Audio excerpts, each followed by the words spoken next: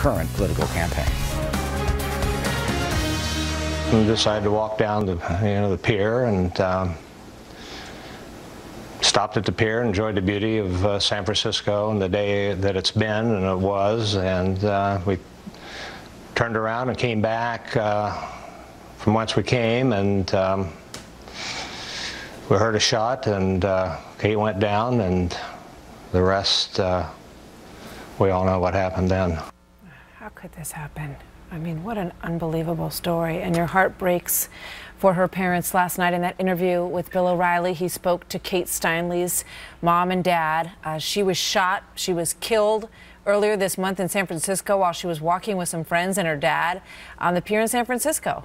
And the suspect, an illegal immigrant with 7 or 8 felony convictions, 5 deportations on his record. And so far, the president has not spoken out about the death of this individual, although he has chosen to do so about so many other individuals in cases around this country. So why is that? The president, the Washington Post rather, calling the president's silence on this, quote, deafening. So what do you think? Let's bring in Leslie Marshall, Fox News contributor and syndicated radio talk show host, and Tom Sullivan, host of the Tom Sullivan Show on Fox News Radio. Welcome to both of you. You know, it is stunning when you think about this administration's heartfelt outpouring in Baltimore, in Ferguson, for these individuals who they felt were let down by local authorities. This family, Leslie, and this young woman were also let down by the authorities. Why not speak out in this instance? I agree with you 100%. I don't know why the president hasn't spoken out. Politics aside, I think that he should speak to this because of the how heinous this tragedy is, and also because, you know, even though people want to put blame on the president or on his and federal policies, we're not the feds here that dropped the ball, but rather local law enforcement, the sheriff specifically, who did not notify ICE that they were letting this man go, who did not listen to the recommendations of our federal government and the program with regard to this man. And like I said, politics aside, if nothing else, I think the president definitely, especially as a father and the leader of our nation, Leslie, that have politics spoken are out not against aside. this woman's death. Politics are clearly not aside. Politics are clearly the issue why the White House refuses to speak out about this. Is it not, Tom? Well, it's clear. I do know why he's not speaking out, is because it's very hard to speak out when you have somebody's blood on your hands. And that's exactly what's going on here, is that the weak immigration policy, the fact that we are trying to make people not enforce rules against some of the people that are coming into this country.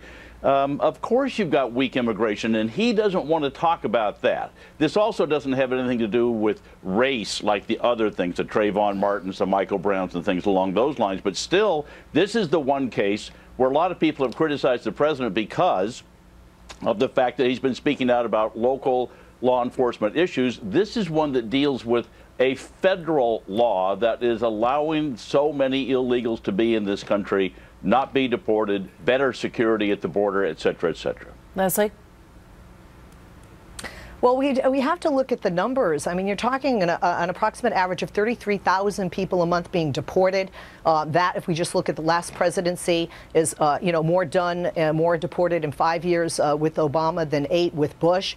He is technically, literally, numbers-wise, the deporter in chief. Now, I don't disagree with you, Tom, that there are problems with the system and that much needs to be done to improve, and not just communication. 5 of those deportations, Leslie, were this one guy who got back into this country 5 times. So I have heard these numbers. I've heard that we're doing a better job at the border, and yet sadly, this young woman is not an isolated incident. I mean, we've talked to families who've had people run over in their cars by illegal immigrants. We have enough problems in this country as it is. Do we really need to allow these people to be in this country and perpetrate these crimes against these innocent victims? Tom? That's the point that I think is being overlooked here. Is this is a huge tragedy, but it's not. What we're learning is this isn't alone. In fact, just an hour east of San Francisco, there was another illegal that had been deported 4 or 5 times that shot and killed 2 police officers just 6 months ago. And we found out that there's 120 some murders that have been taking place by people since 2004